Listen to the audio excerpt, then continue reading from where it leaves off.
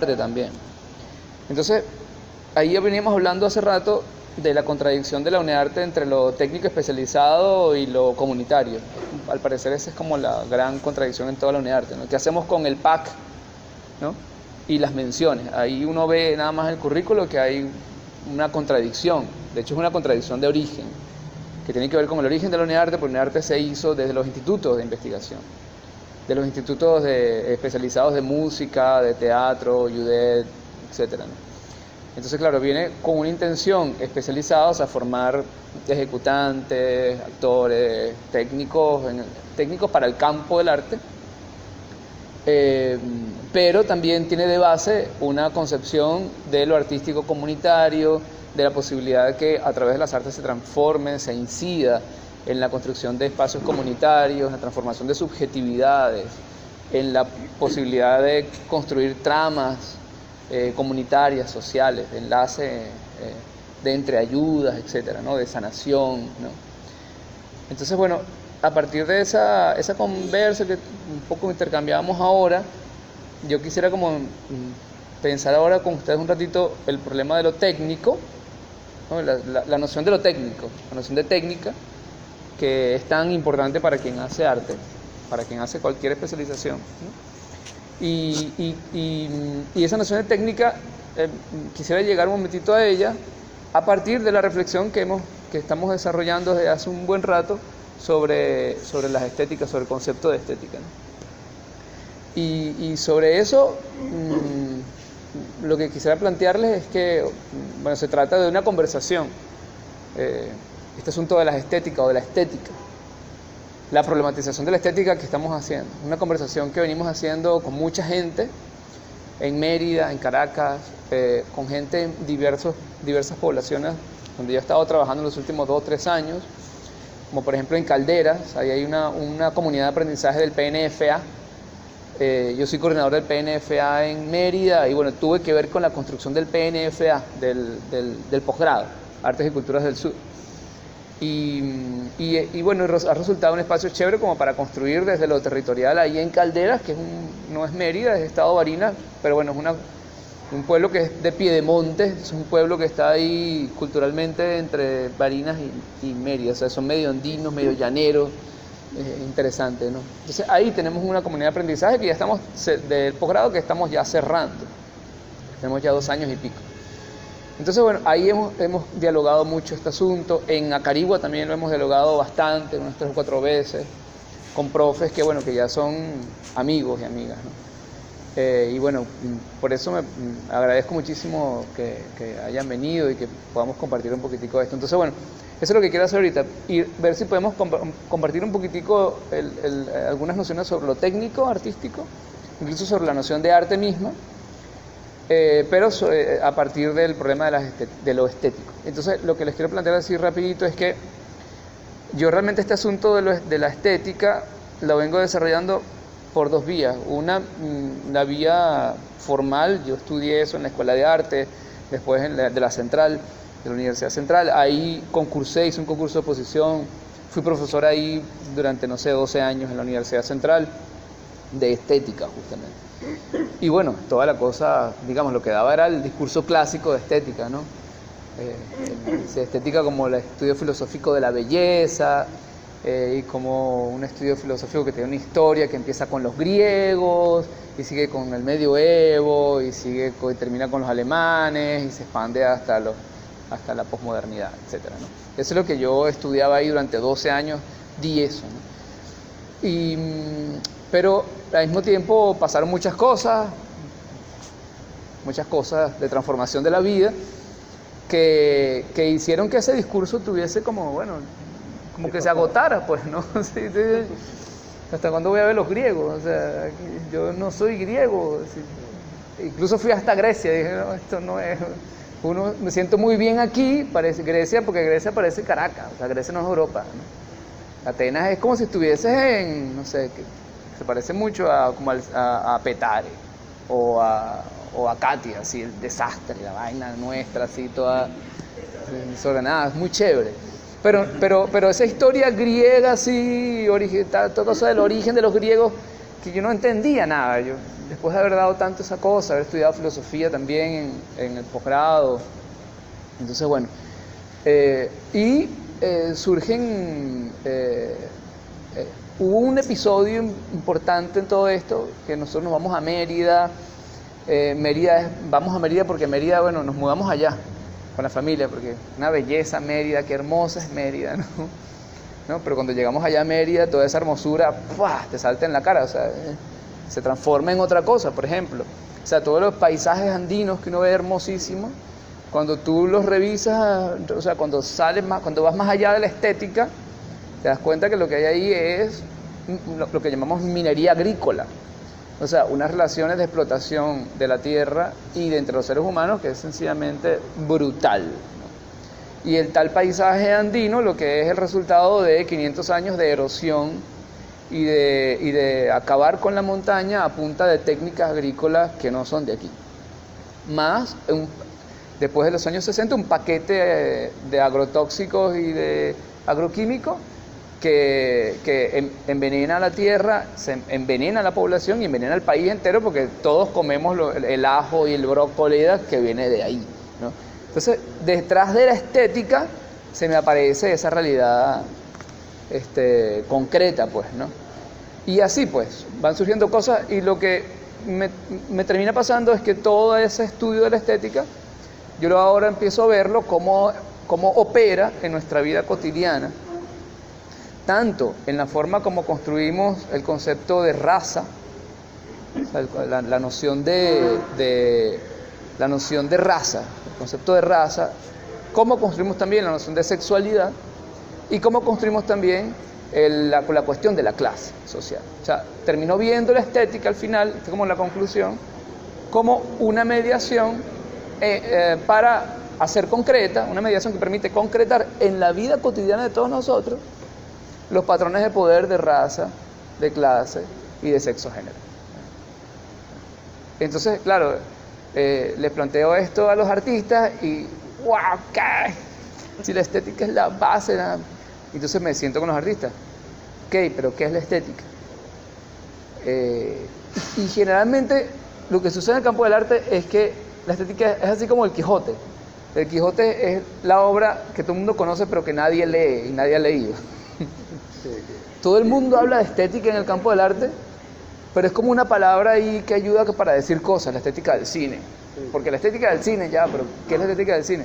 Bueno, los contenidos profundos, filosóficos, que le dan sentido al cine. Y por eso puede ser la filosofía del cine, porque eso se llama estética del cine.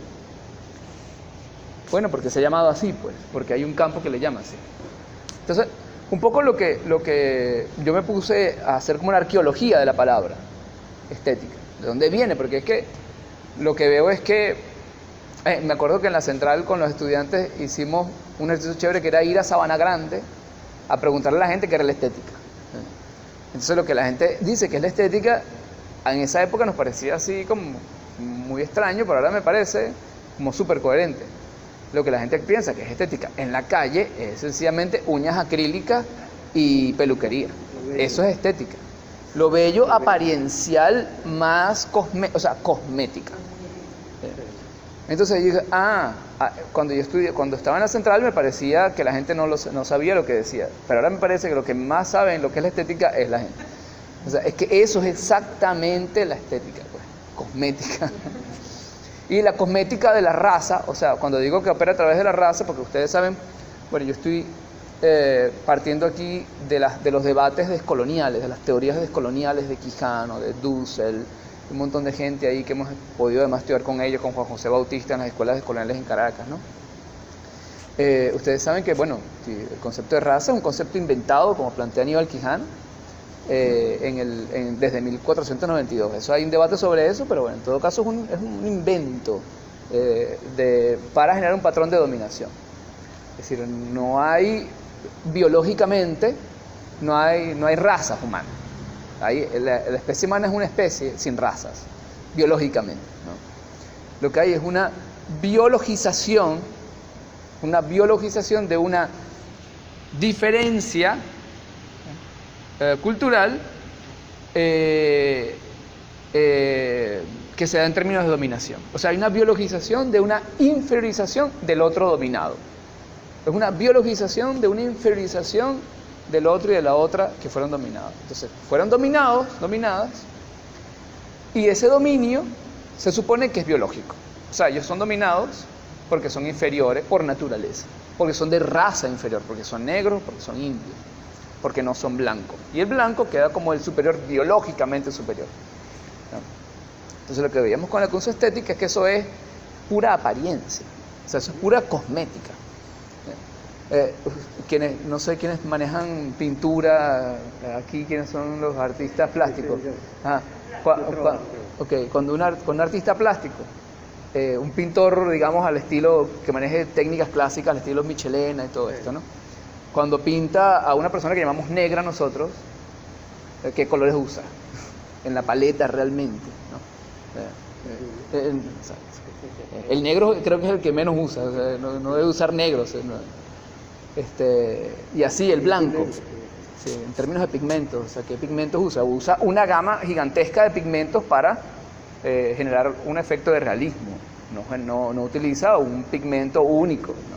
O sea, no utiliza ni el negro ni el blanco, ¿no? O esa cosa reducida que el color carne, o sea, como el color carne. Cuando mi hijo me salió con eso, dije, ya va, color carne, espérate. Sí, no, así dice la maestra, color carne, pero ¿carne de qué? Y entonces yo tenía una herida y me la abrí más. Mira el color carne. Ah, coño, el color de la carne, pues. Entonces, la estética está operando ahí para decirnos existen negros, blancos e indios, amarillos, no sé qué, esta cosa de la raza, ¿no? Y lo mismo pasa con la sexualidad, con el concepto sexo-género. El concepto, es decir, la noción de hombre y de mujer también es una construcción de una cultura específica.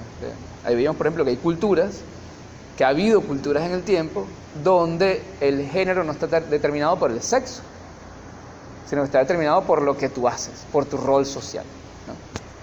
O sea, hay culturas, por ejemplo, donde una persona que nace con pene, por ejemplo, no desarrolla habilidades de otra gente, de quienes se supone que son los hombres.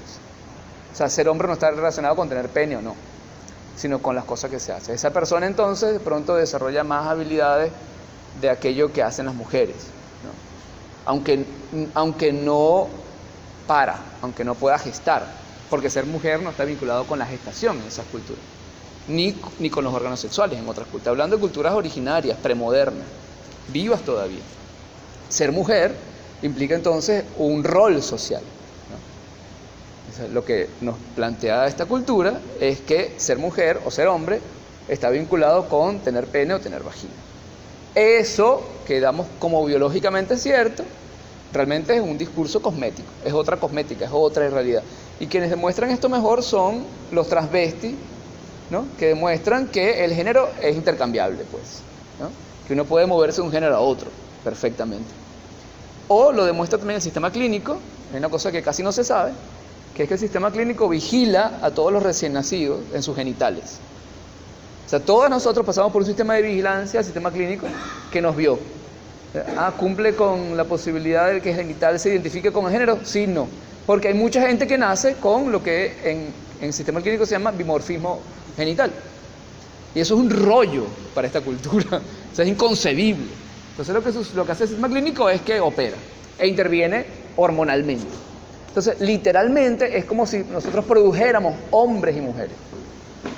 Y es una producción cosmética, ¿vale? O sea, es una producción tal cual plástica, digamos, de construcción de hombres y mujeres.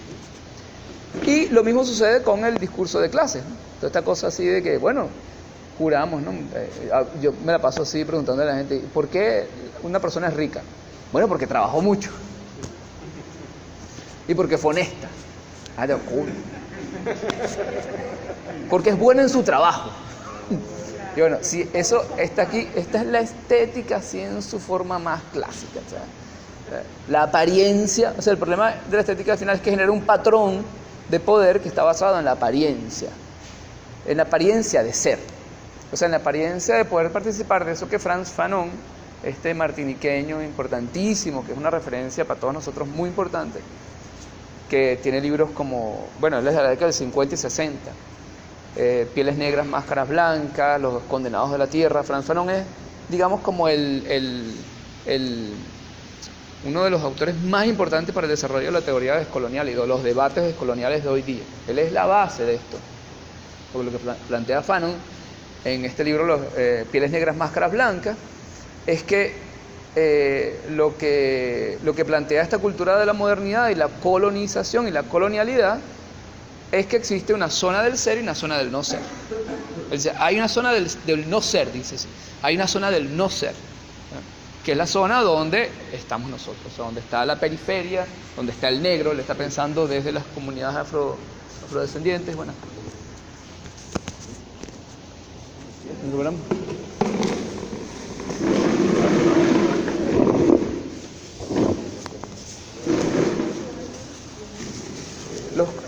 los Condenados de la Tierra es uno, o Pieles Negras, Máscaras Blancas.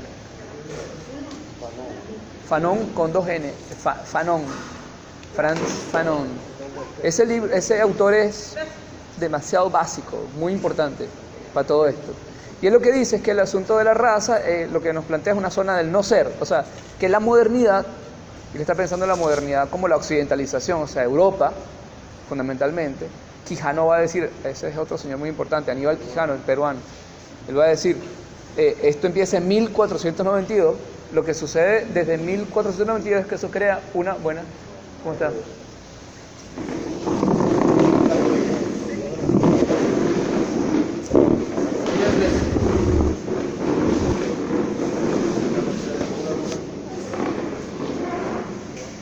Lo que se crea a partir de 1492 es una zona del no ser, una línea abismal, va a decir este señor Boaventura de Sousa Santos, este otro importante, ¿no?, para nosotros. Boa Santos, él dice, hay una línea abismal. Lo que sucede desde 1492 es una línea abismal entre una zona del ser y una zona del no ser. La zona del ser sería la Europa, sobre todo cada vez más hacia el norte, y una Europa y un mundo del no ser, que seríamos entonces todos los que fuimos dominados, ¿no?, los sures del mundo, ¿no? Entonces, lo que sucede con lo que vivimos en la zona del no ser, es que aspiramos a participar a la zona del ser. Y eso es lo que Quijano llama la colonialidad, ¿no?, que no es exactamente el colonialismo, ¿no?, sino que es una cosa más como estructural y profunda, porque está funcionando en la subjetividad de los dominados y las dominadas, ¿no? Al final, la colonialidad, como lo plantea Quijano, es un patrón de poder basado en el concepto de raza, o sea, basado en esta división entre ser y no ser, o sea, una división del planeta Tierra entre gente que es menos gente subhumana, subhumanizada, y gente humana, modelo de ser humano, ¿no?, que fundamentalmente son los europeos, porque son quienes generan además este discurso, ¿no?, que lo generan a costa del genocidio, de la pauperización, de la terrofagia, etcétera, de todas las culturas de los sures del mundo, de nosotros, de nuestras tierras y de nosotros mismos, de los pueblos. Entonces eso, ahí yo veía, cada vez más me parece claro, como que cómo actúa ahí el patrón estético como mediación para el funcionamiento de la colonialidad del ser, del poder. Porque, por ejemplo, lo que nos pasa a nosotros en nuestra cotidianidad, esto lo veo así en mi cotidianidad, es que nosotros siempre como que aspiramos, nuestros deseos, por ejemplo, de vida, nuestras expectativas de vida, nuestro deseo más básico de alimentación, por ejemplo, está condicionado por ese anhelo de participar de la zona del ser, ¿no?, del modelo de vida europeo, del modelo de subjetividad eurocentrado, ¿no? Entonces, yo lo veo en cosas tan sencillas como la comida. Cuando uno desea comer, si uno le ponen así una yuca hervida y le ponen al lado un arroz, hay una tendencia muy fuerte hacia el arroz. O sea, nosotros deseamos la pasta, deseamos el arroz. Si nos ponen un casabe y nos ponen al lado un pan, generalmente la gente tiende hacia el pan. Y hay un desprestigio del casabe, porque el casabe lo asociamos con la zona del no ser, y nosotros como que no quisiéramos participar de la zona del no ser. Tenemos una vergüenza de participar de la zona del no ser. Claro. Porque obviamente nosotros queremos existir, pues queremos ser. Y lo que hace Occidente es que hace lo siguiente, pone una igualdad entre ser, zona del ser, y existencia. Y ser humano.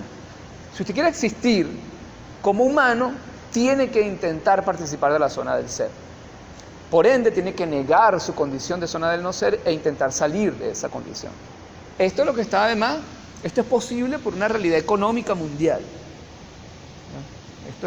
El sustento material de esto es una realidad económica que se llama capitalismo y que funciona, como lo plantea también Quijano y Wallenstein con mucha fuerza, en una relación de centro y periferia. Existe un centro metropolitano y existe una periferia que depende del centro. Pero esa periferia, como plantea tan muy bien la teoría de la dependencia de América Latina, y no sé si yo cada vez que puedo lo planteo, porque nosotros que estudiamos en las universidades así centrales y tal, ahí nunca estudiamos teoría de la dependencia. O sea, uno llegó a la Universidad Central, yo llegué en el 90 y pico, final de los 90, y ya la teoría de la dependencia fue enterrada en el periodo neoliberal. Pero en la misma universidad donde yo estudié, en el mismo pasillo donde yo estudié, ahí estuvo Núñez Tenorio, o sea, un poco de gente que desarrolló en América Latina quizás una de las teorías más importantes de la economía económicas del mundo, que es el concepto de dependencia, la teoría de la dependencia. Y yo, cuando pasé luego por ese pasillo, eso se olvidó completamente. Entonces, lo mismo con la teología de la liberación.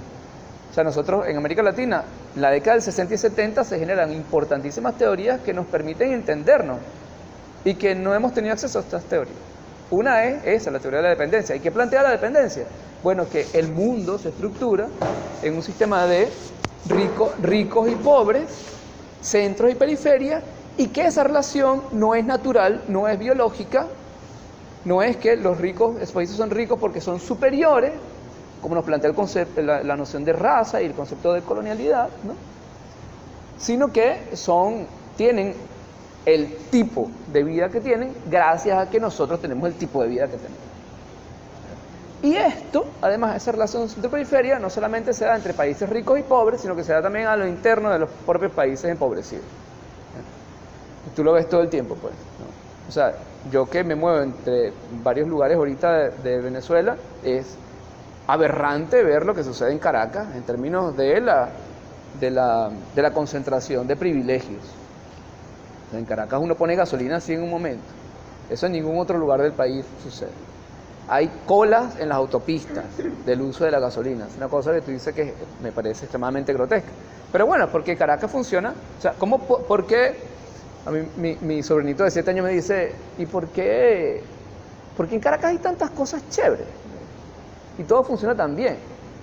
Estábamos allá en Cabanallén, sin electricidad, la gente yendo a la minería, todo el mundo va a la mina, una situación, van llorando a la mina porque son maestras que se formaron ahí en gestión ambiental, pero no tienen otra opción que ir a la mina. Entonces, bueno, es que Caracas está así porque esta gente aquí está así. La única forma de que Caracas esté así es que Cabanallén esté así. Y así todo el país, pues. Entonces, bueno, ahí lo que veíamos es que otra vez yo identifico el patrón estético ahí otra vez funcionando, operando con mucha fuerza, porque esta cosa del acceso a la zona del ser se nos plantea a nosotros como apariencia. Entonces, si yo como pasta, entonces como que parezco más ser, como que parezco más humano, como que parezco más, que tengo que decir, si yo como mucho más casabe con cumache, yo como que estoy cada vez más alejado de la zona del ser. Entonces, el patrón estético termina operando en nuestros deseos y nuestras expectativas de vida. Incluso nuestros deseos más básicos. Gracias, hermano. Que diga Coca-Cola. Nuestros deseos sexuales, o sea, yo planteo así. O sea, nuestros deseos sexuales están mediados por el patrón estético. Nuestra manera de verlos en el espejo, de acomodarnos. Entonces, bueno, lo que voy viendo es cómo está operando este patrón estético, como les vengo diciendo, en la clase, o sea, en la concepción de clase, en la división de clase, en la división social del trabajo, en la concepción de la existencia, en la configuración de las identidades sexo-género y en la concepción de la raza. Entonces, bueno, identificado esto, esto es como una conclusión ahora quiero contar cómo llegué a esto. ¿Y cómo llego a esto? Porque, bueno, vengo estudiando estética hace como, no sé, ya como 30 años, 20 y pico de años. Y bueno, intento ver de dónde viene el concepto de estética. Porque lo usamos así, como les decía hace rato, lo usamos como de una forma tan abstracta y tan extraña, ¿no? ¿De qué se trata esto, no? Entonces, cuando veo la genealogía significa como el origen de la palabra. Cuando uno estudia estética, siempre te dicen, la estética es el estudio de lo bello, que empieza con los griegos, y que los griegos lo inventaron básicamente. Lo que plantean es que los griegos son los que inventaron aquello, ¿no? Y que viene de la palabra aesthesis, una palabra griega, que significa percepción sensible. Ese es el cuentico que te van a echar en todos los libros. Que hasta Enrique Dussel lo echa. Yo tengo ahorita unas dificultades muy grandes con Dussel, porque Dussel, que yo lo estudio muchísimo, y él ha sido para mí un maestro para poder llegar a todo esto también con la gente, pero Dussel está partiendo del mismo presupuesto de la estética alemana que cualquier otro europeo. Dussel tiene ahorita se ha dedicado a la estética en los últimos 2 años, y realmente con grandes limitaciones. Por cierto, aprovecho un paréntesis ahí, vamos a tener ahorita en mayo, creo que va a empezar para nosotros, por UNEARTE y para todo el mundo, pero se organiza desde UNEARTE, una serie de seminarios con Dussel, Grosfogel, Carino Ochoa sobre pensamiento descolonial para pensar la cosa de las artes y la estética, que está bueno, pues, ¿no? Pero bueno, incluso Dussel, cuando piensa en la estética, lo piensa también pensando que estética, o sea, piensa como le enseñaron a uno en la universidad. Estética viene de los griegos aesthesis, que significa percepción sensible. Uno repetió eso así como loro. Ok. Y ahora, desde estas perspectivas, digamos, descoloniales, me meto en la cosa, bueno, ¿de dónde viene la palabra? Aesthesis, ¿qué significa en los griegos? Entonces, hay un famoso texto de Platón, que se llama el Teeteo, donde está planteado el asunto. En ese texto, Sócrates está discutiendo con un alumno de Protágoras. Protágoras es un filósofo que Sócrates va a llamar sofista. Va a llamar un tipo que no sabe realmente nada. Un hablador de huevo, nada. Básicamente un sofista es eso, para Sócrates. Porque Protágoras, como Heráclito, lo que está diciendo es que todo es transformación constante. Todo está cambiando todo el tiempo y nada se puede fijar.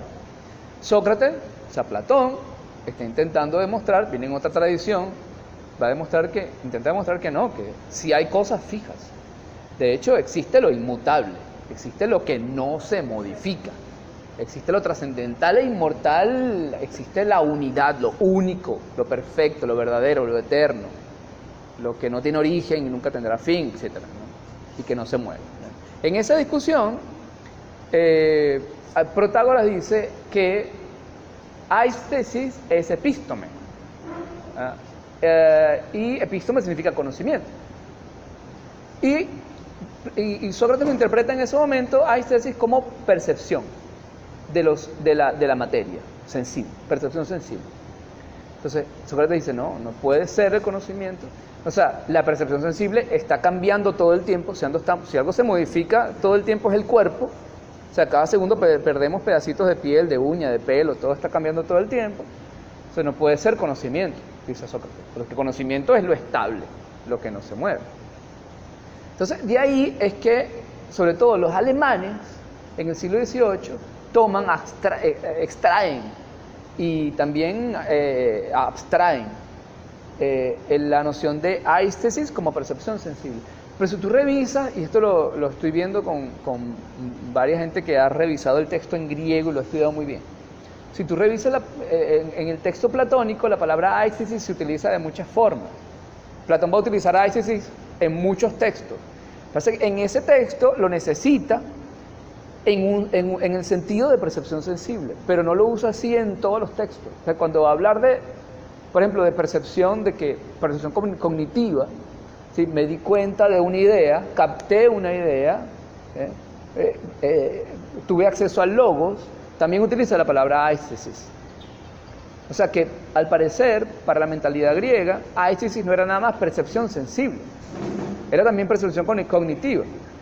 Luego, si revisas la Biblia, por ejemplo, en griego, la Biblia en griego, tú vas a ver que la palabra aistesis está presente también como percepción moral, cognitiva y sensible al mismo tiempo, intelectiva.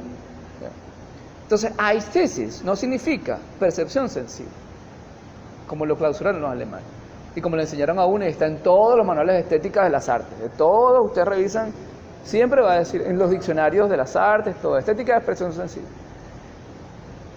No, es falso. ¿Y de dónde viene esa falsedad y por qué es tan poderosa? Me dice la pregunta, ¿no? Pero dice, bueno, y llegó a los alemanes, pues. Los alemanes son los que inventan esto. Y al inventar esto, lo que estoy diciendo es que están inventando el patrón de poder estético que hace rato lo estoy diciendo, que actúa en la concepción de clase, de sexo, género y de raza.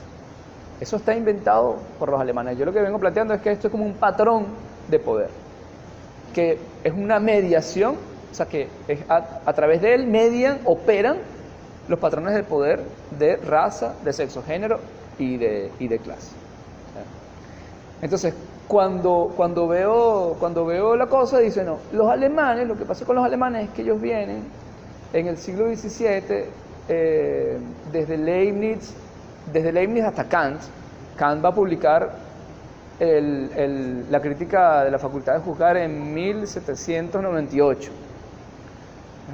Entonces, ese periodo que va desde Leibniz hasta Kant, ellos necesitan configurar una concepción de lo espiritual humano, porque lo que viene pasando en Europa, en ese movimiento del sur de Europa al norte, acuérdense lo que sucede en Europa después de 1492, que toda la acumulación de riqueza se va cada vez más hacia el norte y la Europa del sur va a quedar como también desprestigiada.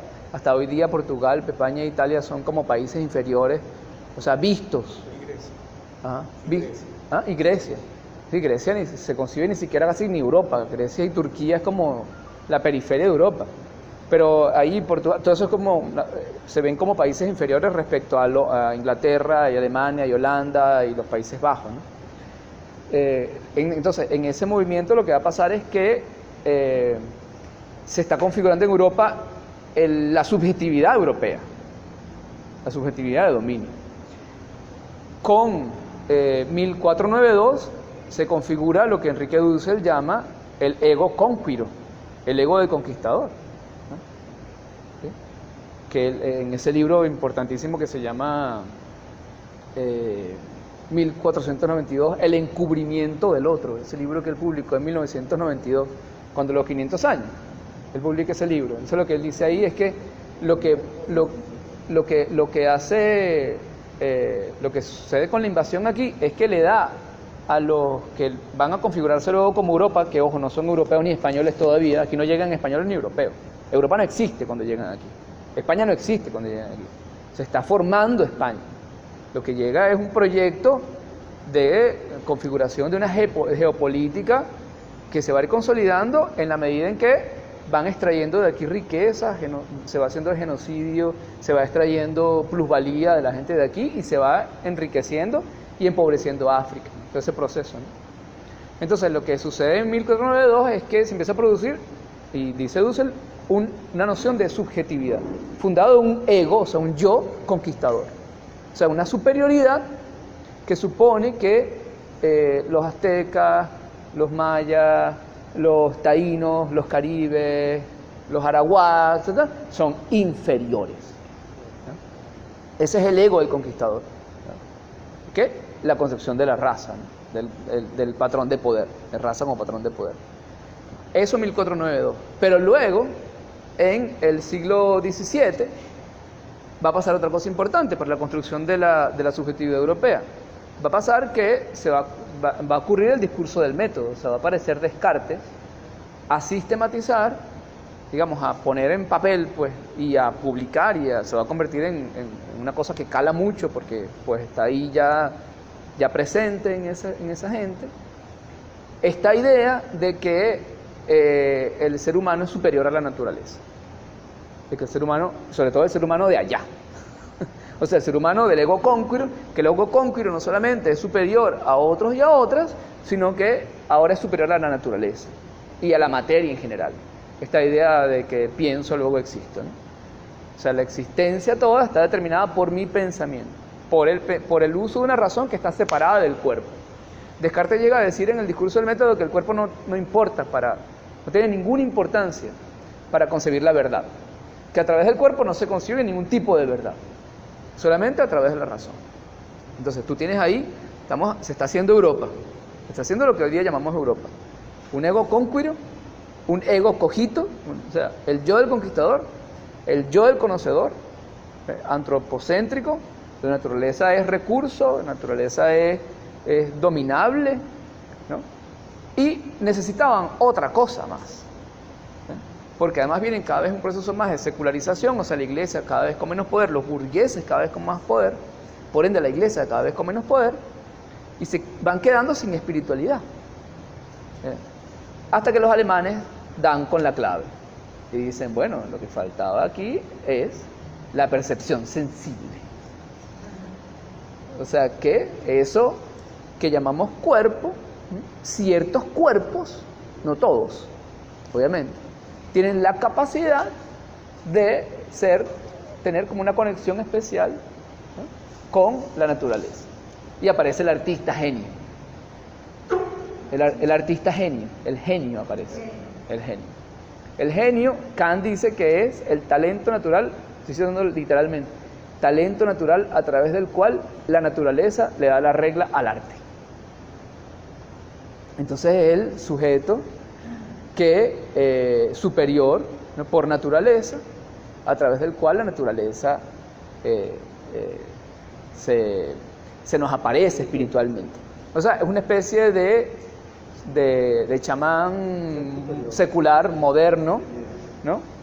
Un ser superior, pero un ser superior ahora espiritual, porque ya teníamos a los seres superiores del ego cónquiro, de los conquistadores que se sentían superiores, fundados con el yo, el ego cogitans, el yo del conocedor cartesiano, que es el tipo que se cree que su mente puede controlar el mundo, la naturaleza y el cosmos, ¿no? Y ahora tenemos el ego estético, o sea, el genio, ¿no?, que también por naturaleza es superior a los demás, pero ahora es superior, sensiblemente superior, o sea, biológica. Ahora sí es verdad que biológicamente es superior. O sea, el tipo tiene unas capacidades, es una sensibilidad, lo que llamamos nosotros, este sí es sensible. Nosotros repetimos eso todo el tiempo. Estamos metidos en el discurso del genio sin salida. Y en el campo del arte es muy fuerte, pero eso lo ves en todos lados. Es que él es muy sensible. Que si estamos diciendo, oye, tiene unas facultades biológicas, físicas, especiales de conexión con el mundo, superiores a los demás, que los demás no tienen. Y que por ende lo hace alguien más importante, que es capaz de llevar el mensaje de la espiritualidad humana. El artista. Ahí aparece el concepto de artista. Y aparece ya, bueno, digamos, como estructurado, pues, convertido en filosofía, ¿no? No es que Kant lo inventa, esto viene del Renacimiento, fundamentalmente. Hay una historia de esto, pues, de la configuración del artista genio. Ya en Leonardo da Vinci, si ustedes leen el Tratado de la Pintura, está claramente planteado ahí esta superioridad del pintor, específicamente. Una demostración de por qué el pintor, la pintura es la mayor de las artes y tal. Y es el ojo, porque el ojo tiene una capacidad. Ya Leonardo está toda esa cosa que se va a desarrollar luego. El ojo, ¿te acuerdas? El ojo es el mejor de los sentidos porque es el capaz de proyectar sobre la realidad una cuadrícula. O sea, está pensando como Descartes ya.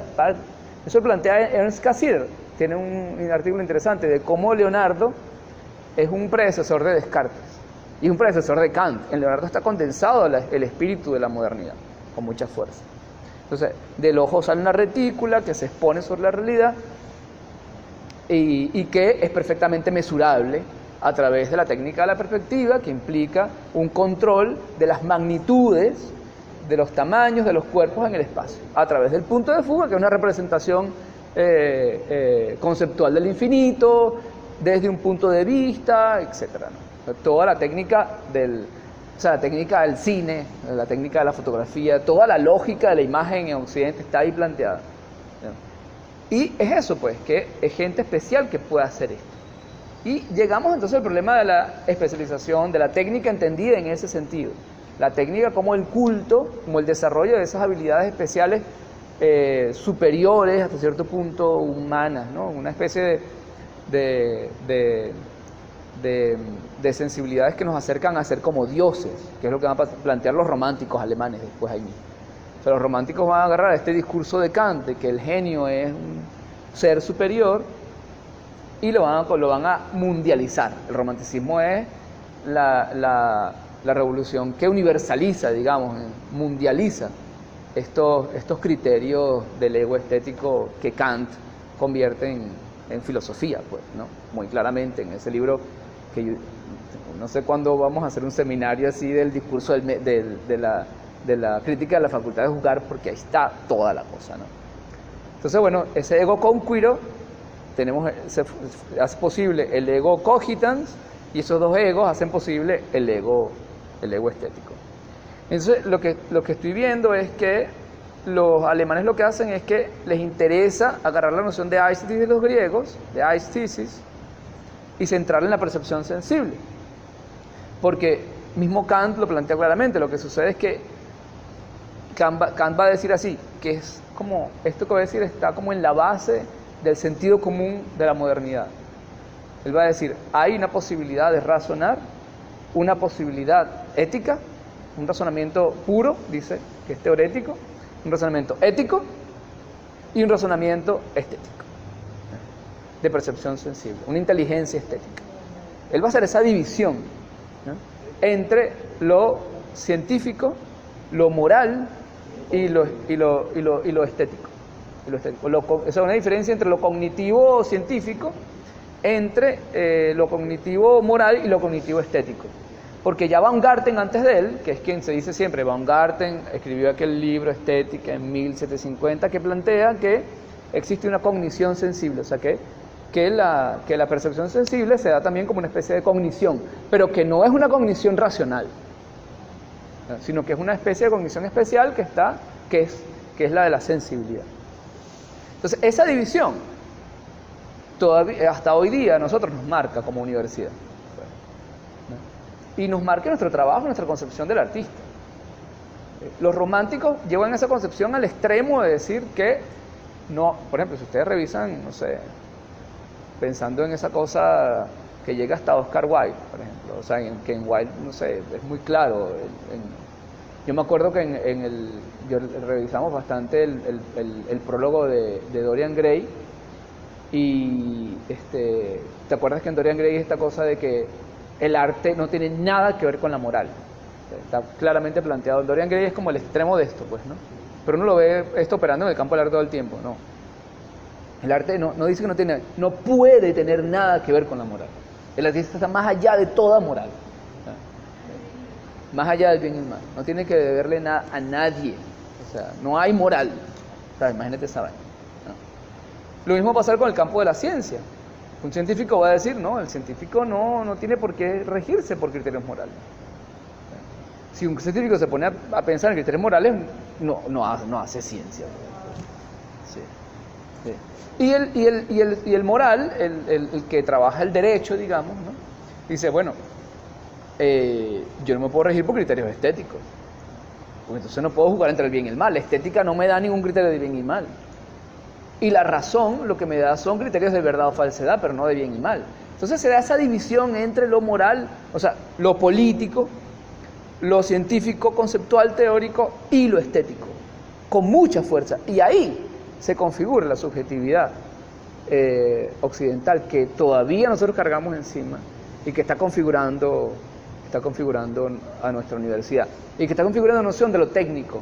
Y ahí, como para ir para la discusión de lo técnico que les planteaba hace ratito, como para ir cerrando acá el monólogo y conversemos un rato, nosotros tenemos, UNEARTE carga el peso, y es un debate en todo el planeta Tierra, yo creo, sobre todo desde las visiones descoloniales, de qué hacer con el arte, pues, ¿no? Y en UNEARTE está muy claro porque, claro, cargamos una noción de arte, que es la noción de las bellas artes, o sea, artes como bellas artes, y artes estéticas. Las bellas artes son las artes estéticas que plantea Kant. Artes que estética significa que no tiene nada que ver con lo teorético, racional, o sea, con la verdad, no aspira a la verdad, pero que tampoco aspira a nada que tenga que ver con la política o el bien o el mal, no le interesa nada de esto, ¿no? Cargamos esa concepción de arte estético, que luego es reimpulsado por las industrias culturales.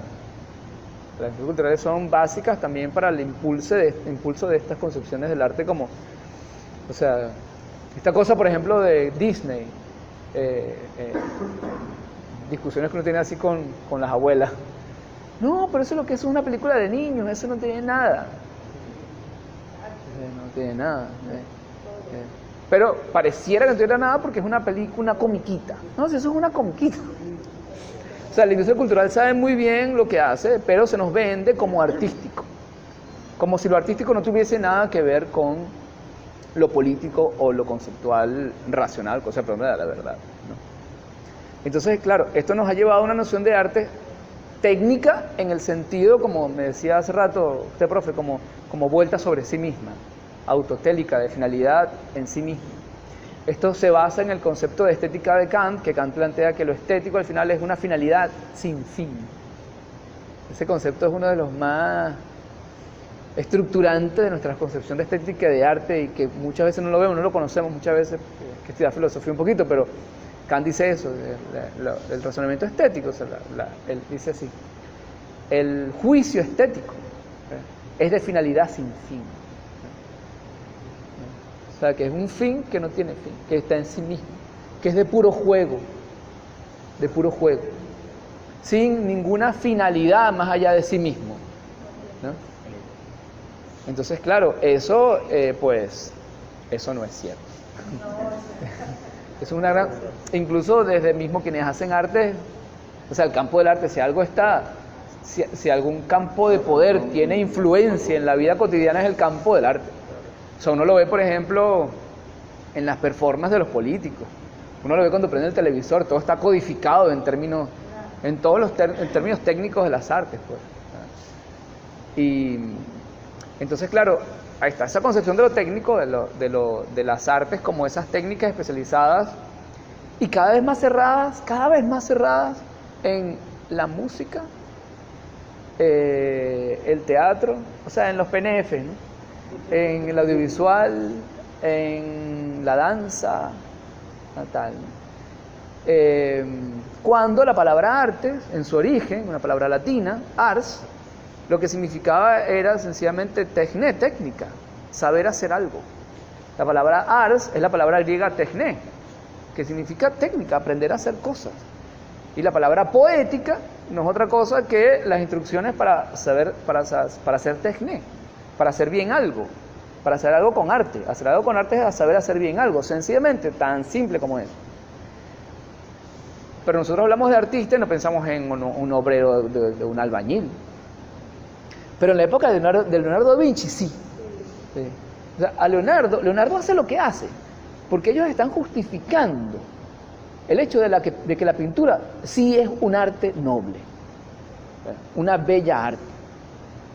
Porque durante todo el periodo medieval, el pintor no tiene ningún tipo de prestigio. O sea, tiene el mismo prestigio que tiene hoy día un albañil. Sí. Entonces, claro, ¿por qué la pintura es tan importante?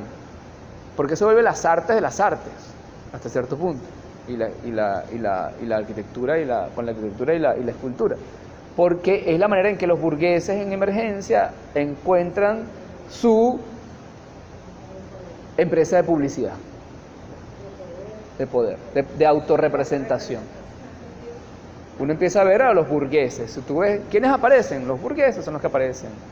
Y el autorretrato, o sea, esta cosa de que el individuo importa sin la necesidad de echar mano del mundo de la iglesia. El individuo importa sin el cura. está ahí. ¿Ah? Exacto, exacto, está ahí. Sí. Bueno, la fotografía lo que hace es montarse sobre ese discurso y hacerlo aún más fuerte, pues. Sí. Entonces, lo que me parece interesante que se plantea aquí es una posibilidad en UNEARTE, por su base filosófica, de transformar el concepto de técnica artística y transformar el concepto de arte también. Retomar un poco que las artes no es la música, sino también podría hacer muchas otras cosas. O sea, cada vez que alguien sepa hacer bien algo, ahí está haciendo algo con arte, ¿no? O el teatro, o sea, las especializaciones no son nada más el arte. Que ahí no se cierra el arte, por un lado, ¿no? Y por otro lado, que lo técnico no se cierra en la destreza para la ejecución de un instrumento o la performática de una actuación, o sea, en la destreza de este tipo de acciones que llamamos artísticas, ¿no? Sino que lo técnico podría ser, por ejemplo, la destreza para construir, fortalecer tramas comunitarias, construir una simbólica de identificación, por ejemplo, entre un grupo humano, lograr procesos de sanación colectiva o personal, ¿no? Lograr procesos pedagógicos de enseñanza, aprendizaje, ¿no? O sea, lo técnico podría ser eso, o sea, lo técnico podría ser lo comunitario. Es un poco como la propuesta que estamos viendo a partir de todo esto, que lo técnico no tiene por qué ser la ejecución, que lo técnico puede ser la vinculación humana, y humano, naturaleza. Y podemos ir un poco más allá, humano, naturaleza, ancestros también. O sea, todas esas gente y seres y existencias que nos acompañan y que la modernidad nos ha dicho que no existen y que son pura fantasía y cuento, ¿no? O sea, las presencias no humanas que nos acompañan o aparentemente no vivas que nos acompañan. O sea, que eso podría ser lo técnico. Que lo técnico no tiene por qué ser la perfecta ejecución del instrumento, sino que podría ser más bien como la perfecta construcción de vínculos humanos. Entonces, a eso me parece interesante como UNEARTE. Y, por último, me parece también que desde ahí pudiésemos, es un poco lo que, bueno, todo esto le estoy diciendo, no lo estoy hablando como que lo que hay que hacer, es lo que yo hago. O sea, yo en mi vida cotidiana, lo que trabajo con las comunidades es utilizando las herramientas de los sonidos, de los movimientos corporales, del audiovisual para promover procesos de juntera, de vinculación, de sanación, de pedagogía. Eso es, de ahí estoy hablando, ¿no? O sea, veo que opera, que es muy potente. Ahorita mismo en Cabanallén hicimos un ejercicio de un audiovisual participativo, un pequeñito taller improvisado. No tenemos esa intención, pero fuimos con un audiovisualista. Y dije, mira, vamos a hacer una cosa aquí, una cosa chiquita aquí. Y por supuesto las niñas y los niños ahí se animaron muchísimo y fueron 5 días de encuentro, de utilizar el audiovisual como un ejercicio de autorreconocimiento, de reconstrucción de la propia historia, de autoetnografía, ¿no? De construcción de la propia simbólica, ¿no? No para hacer una película, ¿no? Para generar lazos, para ver el lugar desde otro punto de vista, para transitar el espacio. O sea, hay tantas posibilidades si nos movemos un poquitico fuera de la estética, un poquitico fuera del concepto de las artes hegemónicas. Y entonces esto nos llevaba a que lo que en última instancia pudiésemos hacer, y que al parecer es como sencillamente retomar funciones que antes tenía el sonido, que antes tenía el movimiento, que antes tenía, o que tiene todavía en culturas vivas, no modernas, porque la modernidad no arrasó con todo. O sea, hay culturas en las que todavía el sonido no es para hacer un concierto, sino que el sonido es para conectar con lo sagrado de la vida, es para comunicar con lo sagrado de la vida que hace posible la reproducción de la vida, para comunicar con los dioses, para convocar el espíritu de tal animal para la caza, ¿no? Esta cosa de las marcas en la piel, ¿no? Que podría ser arte corporal, si lo sacamos, ¿no? Esta cosa de descontextualizar, ¿no? Pero esas marcas en la piel que se le hace al niño Pemón es para que sea el cazador, para que pueda cazar Danta, para que pueda hacer, ¿no? esas marcas, eso que podemos llamar pintura para ciertos bailes, no es pintura corporal. Ahí hay una relación mística con la naturaleza. Se está convocando a la fuerza de la naturaleza para que la comunidad siga existiendo en bienestar, ¿no? Entonces, hubo un momento en que la modernidad lo que hace es que ese uso ritual místico premoderno de los sonidos, de las imágenes, de los movimientos, es extraída, para conformar un mercado y un campo de poder. Un campo de poder a través del cual se nos domina ideológicamente, a través del cual se nos extrae lo que Ludovico Silva llama plusvalía ideológica. Que es quizás, además esto es muy importante ahorita, porque en este momento el planeta Tierra estamos en un giro económico hacia un tipo de economía que, como ya lo que llama la modernidad recursos naturales ya se agotaron, o están en vía de agotarse, o no pueden satisfacer las demandas de la modernización. Entonces ahora el capitalismo va por la psique humana, y por eso nosotros quizás no tanto, pero estamos viendo cómo gente que tiene, no sé, de 20 para abajo, de 30 para abajo, se les extrae energía psíquica durante las 48 horas del día. Es que las 24, porque hasta cuando sueño, ¿no? Conectados todo el tiempo, o sea, trabajando todo el tiempo en TikTok. Ahí estás trabajando. Entonces, bueno, por último me parecía importante ver cómo si nos movemos un poquitico fuera de la estética y fuera de las artes estéticas, pudiésemos también entonces retomar la idea de la atención, ¿no? La actividad de la atención despierta ante la vida, ante los demás, las demás, ante lo que nos sucede, ¿no? Y que los sonidos, los movimientos, las imágenes, siempre han tenido esa posibilidad de ponernos en situación de atención. Que lo que me parece a mí, lo que te planteo al final, es que la estética es realmente una anestesia, nos distrae, un distractor, nos hace pensar que existen negros y blancos e indios, nos hace pensar que existen mujeres y hombres, nos hace pensar que existen pobres, y que todo eso se da por naturaleza, que hay pobres por naturaleza. Toda esa cosmética de la modernidad, ¿no? Nos quita, nos saca de prestar atención a la realidad, pues eso que Simón Rodríguez llamaba el principio de interdependencia de todo con todo, ¿no? Y que en las culturas originarias, ahí yo veo que esto, por supuesto, lo viene viendo todo el mundo, pues pareciera que las culturas originarias son donde está la maestría de esto, pues, y habría que como que asumirlo seriamente, como dice Juan José Bautista, no solamente creer en el indio, sino creer en lo que el indio cree, que para nosotros es un desafío existencial y que puede implicar muchas veces hasta nuestra muerte. Y cierro con este comentario de Pedro Casaldáliga, el famoso teólogo de la liberación, que murió hace poquito. Él le decía: ¿y usted qué recomienda el español? Pero se fue a vivir en el Mato Grosso toda su vida allá en Brasil. El Mato Grosso es quizás una zona de terrateniente más brutal que existe, o sea, más violento que existe en el mundo, de terrateniente. Dice: lo que yo le recomiendo a los europeos es que se suiciden. Pero no se asusten, ¿no? Un cristiano es un padre mandado a suicidarse. Que se suiciden existencialmente. A nosotros pareciera que nos toca suicidarnos existencialmente. Bueno. Muy bien. Muy bueno. Yo hice una comparación lo que decía Freud, y comparando a Reverón y a Van Gogh. Ajá. Ahí va un poco la deformación de la técnica como tal. Sí. Un poco diferente. Sí. Temperamento y siglo diferente. Sí. Ustedes tienen esa percepción de todas las personas. La técnica de Reverón y la estética de Van Gogh. Sí.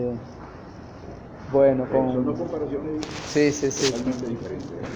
Bueno, yo por ejemplo no... Van Gogh. Y Van Gogh. Yo no hablaría de... En este momento yo me separaría de la palabra estética. Yo estoy intentando sacarla de circulación. Porque David era un sistemático con la aritmética y la estética mucho más allá de lo que plantea Freud. Sí. en la estética abstracta, Sí. ¿Cómo te gusta lo estábamos hablando de... fuera de Bernabón, del concepto? O sea, a mí lo que parece que sucede con tipos como Reverón y como Van Gogh también, pero con Reverón es muy claro, pues. Es que a Reverón lo estetizan, justamente. O sea, lo meten en una maquinaria de control que es blanca, criolla, burguesa, y que eso lo termina asesinando. O sea, una máquina de... lo convierten en una mercancía y él mismo termina participando de esa condición. ¿Ah? Además conscientemente, sí, porque tú sabes que hay un testimonio que recoge Mateo Manaure de Reverón, que llegan unas muchachitas a planchar. Tú sabes que Reverón, esta idea de que Reverón se fue y se exiló del mundo de la ciudad, eso es mentira, ¿no? Tú sabes.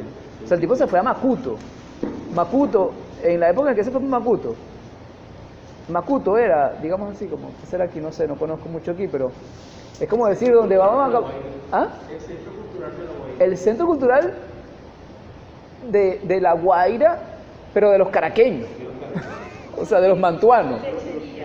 Es lechería, sí. Era como... Lechería, pórtico. ¿Lechería aquí? No, En Puerto La Cruz. Sí, una cosa así donde iban a vacacionar, los ricos, sí, donde van así. Exacto. Él se encontró un ranchito ahí al lado de Macuto. Él no se fue a ninguna cosa, él estaba en el centro de donde se batía el cobre, digamos. Claro, vivía como vivía y tal, y había esas posibilidades porque había comunidad donde él estaba. O sea, había una comunidad empobrecida y él hizo vinculaciones muy estrechas con la gente de ahí. Eso casi no se sabe, pero era muy importante. La cosa de la construcción de las muñecas, participaban las mujeres de la comunidad, él tenía una relación directa todo el tiempo. Ajá, sí. Pero lo que sucede con Reverón es que, entonces, la cosa de Mateo Manaure, llegan las chicas, las niñitas a planchar, ¿no? A planchar, o sea, las mantuanitas. Entonces, Reverón le dice a Mateo, ya, espérame aquí. Entonces va y se disfraza de Reverón. O sea, se pone la vaina, el guayuco, se amarra. Todo eso con las tipas viendo la vaina. Se amarra, se pone la cosa aquí, saca el mono y empieza con su vaina loca.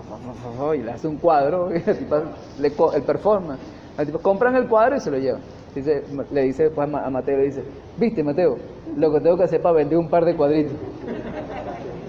O sea, el tipo lo volvieron loco, pues. Literalmente lo mataron, pues. Porque además es demasiado criminal la cosa con Enrique Bulton, que es la mano ejecutora completa, la mano ejecutora del asesinato, porque es que todavía estaba frío Reverón cuando él hace la exposición esta retrospectiva, que era así como en Bellas Artes.